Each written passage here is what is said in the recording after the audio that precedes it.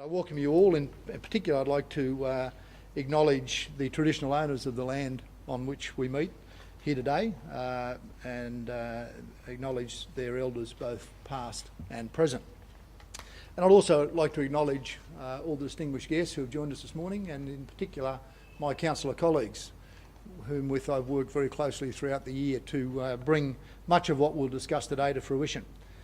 As many of you will know, at the end of each year since I was elected Mayor, I've provided an overview of what we've achieved in the last 12 months and indeed our priorities for the year ahead.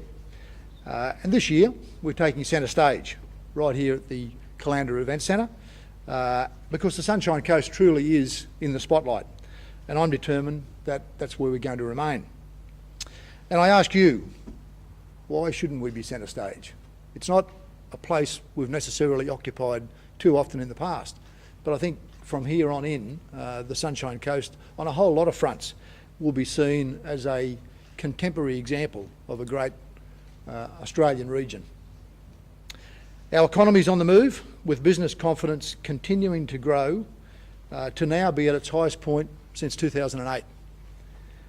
We generated close to 20% of all new employment opportunities in Queensland, more than any other region across this great state. And we have outstanding environmental credentials. We manage some of the most innovative environmental programs in the country. And we have a community with higher rates of post-school qualifications than the state average. We're among the healthiest of communities in the country, with low rates of obesity and hospital general admissions. And importantly, we have a community that is passionate about maintaining and celebrating our values and our lifestyle, which, as we all know, are second to none. With all of this going for us, it's appropriate to pause for a moment in time and take stock of where we are and reflect on why it is one of the best places on earth to live, work, visit and invest. Our successes have not come purely through good fortune, nor have they come about by accident. We do live in one of the best places on the earth, thanks to the many who came before us and contributed in so many ways to what we enjoy today. And it's our responsibility to build on their contributions and their achievements so that future generations can enjoy the same or even better opportunities than those that have been presented to us. For me, that means thinking and acting in a way that is not focused on the next election cycle, being prepared to make what are sometimes very hard and very difficult decisions, but doing so because we know that they are the right decisions if we want the region to continue to prosper and continue to be the best place on earth to live. And I'd like to particularly thank my councillor colleagues who are here today, who've assisted me in the prosecution of the mandate I received from, or our council received from the electorate in 2012. And that, ladies and gentlemen, is the approach we've adopted since I was elected Mayor over 2.5 years ago, to really focus on the balance between our economy, our environment and our community. So as I see it, Council has a dual focus of responsibilities. Firstly, Council must work with our community every day to service their needs. We must support our residents to get around, to access services, to interact with one another, to look after our important environmental assets and to maintain our lifestyle. And that's what our community expects from us, and nearly 90% of Council's resources are devoted to doing that every day. And secondly, we have to take steps to ensure we have a strong and prosperous future. As I've said on previous occasions, these roles are not mutually exclusive. Failing to do both is not an option. We're about creating the right balance. Good planning and a commitment to thinking outside the square are essential when it comes to tackling big issues on the economic and environmental stages. Building a $33 billion economy won't happen overnight. That's why it's important to plan decades into the future to achieve our goals. Becoming Australia's most sustainable region isn't achieved in one term of council. I'm confident, however, that we're on the right track to claim that title and leave a strong legacy for future generations. As David Brower said, we do not inherit the earth from our ancestors, we borrow it from our children. This sentiment resonates strongly with our Sunshine Coast Council. In effect, it shapes our thinking on our future. That is why Council is proceeding to develop a solar farm at Valdora. That project is about reducing the energy costs of Council using proven technology that will significantly reduce our carbon footprint, a saving for ratepayers and an enduring environmental benefit, as simple as that. It is why Council has acquired more than 2,700 hectares of land in this region to conserve as an important environmental asset for future generations. And I'd make the point that almost 400 hectares, or 15% of that total, has been delivered in the last 2 years. Ladies and gentlemen, we're embarking on one of the most exciting chapters in the history of our Sunshine Coast. As I've said at the outset, we're on centre stage and it's our time to be in the spotlight. Our opportunities are many and varied. Most other regions would give their eye teeth to have the opportunities that we have available. Over the last 12 months, our council has been focused on serving the community and shaping our future. We've done so with vigour, determination and a clear purpose. On the economy, we have much to report. We have delivered the development scheme for the Maroochydore CBD, the only greenfield CBD development anywhere in Australia. And it's underway. Importantly, it's underway. As anyone who travels down Aerodrome Road will know, we're already getting on with the job of starting the perimeter works to create the main entry point to the new site. Close to 10,000 new jobs will be provided over the project's lifespan. We delivered the first Sunshine Coast planning scheme in May, a single planning instrument for this region for the first time, one which seeks to balance economic, environmental and community considerations. We developed the environmental impact study for the Sunshine Coast Airport expansion, which was on public exhibition for the best part of October and November. We're moving ahead on this project because we're not prepared to take the risk of the region not having a functional airport for jet aircraft. It might surprise some of you to know that in 2016 the airport will celebrate 50 years. Well, we're planning for the next 50 years so that we can be a major point, major destination and departure point right across Australia.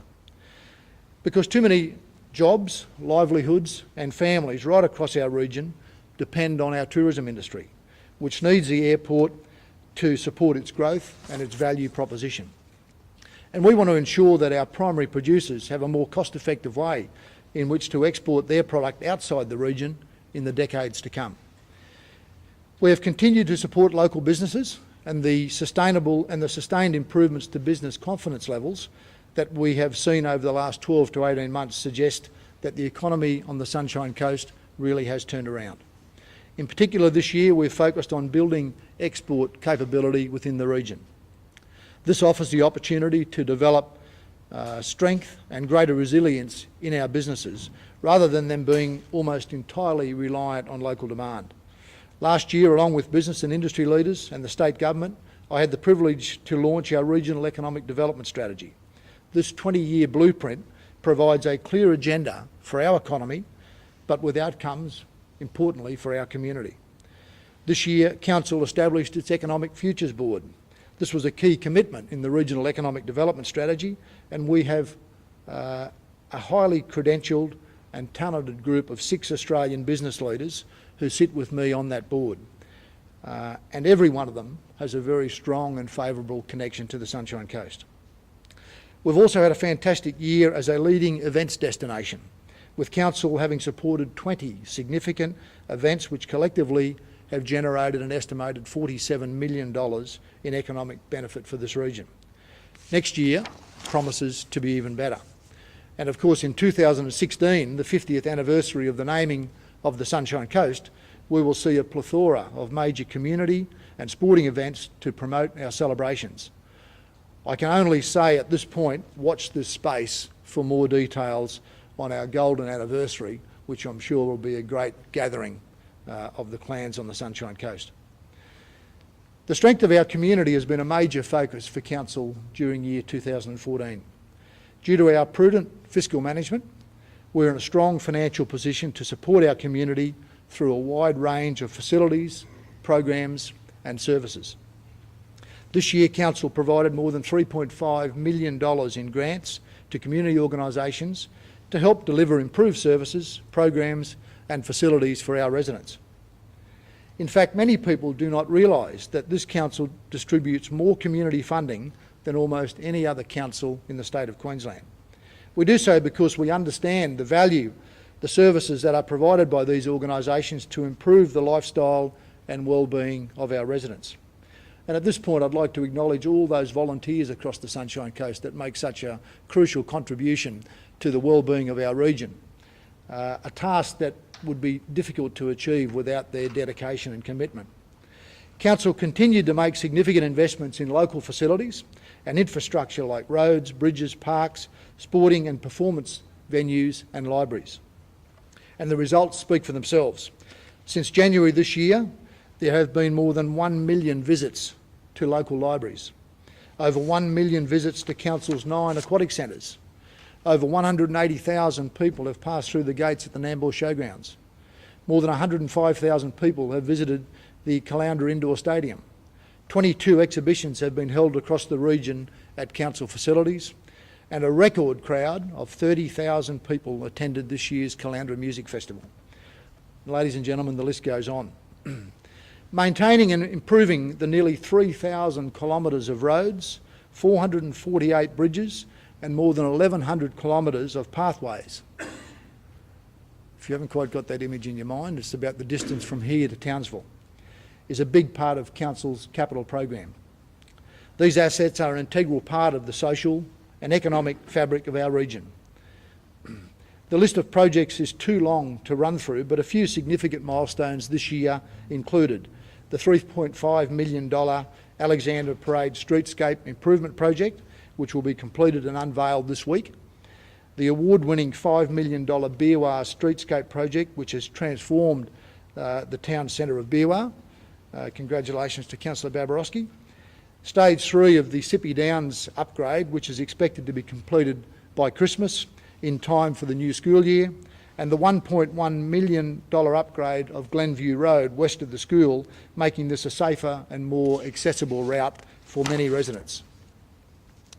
Earlier this year, Council finalised an $80 million waste contract, the largest waste contract ever signed by Council. And on the front line, Council's customer contact staff continue to play a vital role in helping our community. Our customer contact centre responded to 240,000 inquiries, either over the counter, through email, on the phone or via the internet. Shaping the future of public transport also took a more important step forward this year. In October, we released the latest update on our investigations of a potential light rail solution for the Caloundra to Maroochydore corridor. And last month, we released a range of routine options for route options for community feedback.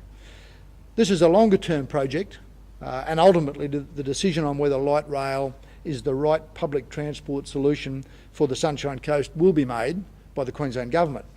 But Council has an important role to play in influencing that decision to support our community and enhance our lifestyle as the region continues to grow. Subject to the state approving this solution, the first stage could potentially be delivered in 2025. I know it sounds a long way off, but it's only 10 years away. Just as Christmas sneaks up on us every year, so will 2025. On the environment, Council has been at full throttle this year, tackling some of the most important issues for the sustainability and livability of our region, now and for future generations. We are a growing region. We will continue to grow. In fact, forecasts have us growing by 150,000 people over the next 20 years. We cannot pretend it won't happen, and we certainly shouldn't be surprised when it does. Or worse still, take a stance that we don't want growth and take steps to stop it from happening. I've said recently at the Sunshine Coast Futures Conference that would be irresponsible and condemn our region to decline. Getting the balance right between protecting our wonderful lifestyle and important environmental assets and encouraging new investment and employment options is the agenda of our council. A better way, a better future. Ladies and gentlemen, that is the platform that I took to the 2012 local government election, and I've had that balance very much in focus in leading this council ever since. Preserving our rich biodiversity is a major part of getting that balance right. I mentioned earlier, council has acquired more than 2,700 hectares of land to conserve as an important environmental asset for future generations. This would be one of the most extensive council environmental land holdings in Queensland. It also represents possibly one of the most significant investments in the future sustainability of our region. And council will continue to manage this asset and acquire more land for environmental purposes as key opportunities arise. Last week, council released its annual report on the use of the Environment Levy, and there are copies here for you this morning for you to read at your leisure. I think I can speak for all councillors, all my colleagues, when I say that this report really showcases the incredible work by staff and members of the Sunshine Coast community in partnership to maintain and enhance our environment. I'm particularly proud of the recognition council has received for its work with the community as part of the Land for Wildlife initiative. But we have some important challenges to face if we want to preserve our livability and environmental credentials. Some of these are not simple, but then if they were, they wouldn't be challenges. Council has shown it's prepared to stand firm on behalf of the community for the future of our region. And as I've said earlier, we know growth will occur, but we do not want to risk becoming a little more than a dormitory suburb of Brisbane. I don't want this as the future of the Sunshine Coast, and I'm sure our community doesn't want it either. This is why we've worked closely with our neighbours in the Moreton Bay Regional Council to convince the state government to preserve the regional interurban break on both sides of our boundary. It's our front door. You know when you arrive and you know when you leave. Lose it and we risk losing our identity as a unique region, and we lose one of our most significant environmental features. And I can assure you, ladies and gentlemen, that whilst ever I'm mayor, this council will not resist in pursuing our goal of preserving that interurban break. Similarly, during the year, this council, like its predecessors, has maintained a strong opposition of development to Halls Creek. Its proximity to the Pumicestone Passage, which we believe is the second most identifiable piece of coastline after the Great Barrier Reef, makes it a location that is not appropriate to accommodate future urban development. As many will know, council believes the site at BUR East represents a much better potential development front. And if the promises from our state members around the upgrade of the North Coast rail line are fulfilled, BUR East will clearly be a better, more serviceable and more accessible option for urban development, future urban development. I cannot underestimate the environmental significance of these two issues, particularly the retention of the interurban break. And this is why it is and will continue to be a major focus of Council's advocacy agenda with the state government. Finally, as ratepayers, I'm sure you're interested to know about the health of your council. On this front, I'm very pleased to provide a strong report card. At the start of the year, your council emerged as a new organisation following the state government's de-amalgamation process that led to the re-establishment of the Noosa Shire Council. That was a difficult process, and I remain of the view that it is something the broader Sunshine Coast community should not have had to go through. This council was determined that notwithstanding the upheaval, our ratepayers would not be wearing the costs of a decision over which they had no input. And certainly not when we faithfully followed the agreed methodology right from the word go. This is why we fought both tooth and nail with the Noosa Shire Council when the Noosa Shire Council put forward its ambit claim for an additional $22.8 million from this council earlier this year. This is money that rightly belongs with you, the ratepayers of the Sunshine Coast. We were not prepared to tolerate Sunshine Coast ratepayers providing an undeserved windfall to our neighbours simply to prop up the irresponsible budgetary decisions of the Noosa Shire Council. Our stance has been vindicated, and we welcome the decision from Minister Crisafulli last week. In our view, this effectively brings the chapter on de-amalgamation to a close. Bring down the curtain, in other words. We can continue our focus on serving our community and shaping our future, and we wish the Noosa Council well in doing likewise with their own residents. Earlier this year, as a new organisation, we released our new corporate plan and new corporate image. The corporate plan provides a clear roadmap for our organisation over the next 5 years. Our corporate image is fresh, sharp, and helps depict our role in this community. And we finished the year as one of the few councils in the state, and importantly, one of the few councils in the state to receive a 5th consecutive unqualified audit report by the Queensland Audit Office. Ladies and gentlemen, I know this has been a long report card, and I'm grateful for your indulgence. However, I wanted to ensure that you all had a very clear picture of the breadth of work that your council is doing. We're doing this work in partnership with many others to strengthen our community and to shape our future. While not wanting to be melodramatic, building Australia's most sustainable region is akin to building a cathedral. Most cathedrals take hundreds of years to complete, but thanks to people with vision and commitment, these magnificent feats are eventually realised. My fellow councillors and I know that we won't see the full outcome of many of our game-changing projects. Just as the architects and builders leave behind a cathedral, this council wants to leave a legacy, one which shapes a magnificent and prosperous future for the residents of the Sunshine Coast.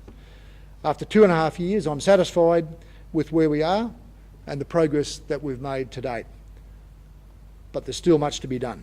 Planning for our future is something this council takes seriously, but it's a responsibility we all share. It is one I hope each of you takes up in your own fields of endeavour into the future. That is the challenge that I would set this community for on the eve of 2015. Don't be distracted by the negativity that can often attempt to take centre stage. Claim the limelight on behalf of the future of our region. Make the most of our opportunities. Together we can create the future to which we all aspire. And never stop asking yourself the question, what role do I play in shaping our future? Ladies and gentlemen, that brings to an end my report for 2014. I thank you very much for being here.